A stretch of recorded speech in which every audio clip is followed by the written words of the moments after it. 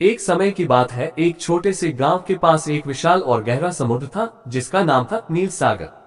उस गांव के लोग कहते थे कि समुद्र की गहराई में एक प्राचीन शहर छुपा हुआ है जो कभी जमीन पर बसा था लेकिन एक भयानक प्रलय के कारण डूब गया। गांव का एक नौजवान मछुआरा जिसका नाम अर्जुन था, हमेशा नए रहस्यों और साहसिक कारनामों की तलाश में रहता था।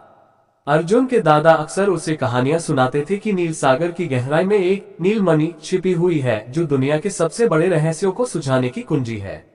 अर्जुन ने ठान लिया कि वह इस मणि को खोज निकालेगा। एक दिन अर्जुन अपनी छोटी नाव लेकर समुद्र के बीचों बीच निकल पड़ा।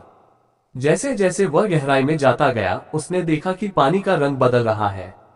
अचानक उसकी नाव के नीचे से हल्की रोशनी झिलमिलाई। अर्जुन ने गोता लगाया और देखा कि पानी के नीचे एक अद्भुत नजारा था। वहां एक प्राचीन शहर के अवशेष थे। शहर के बीचों बीच एक विशाल मूर्ति थी जिसके हाथ में एक चमकदार मणि थी।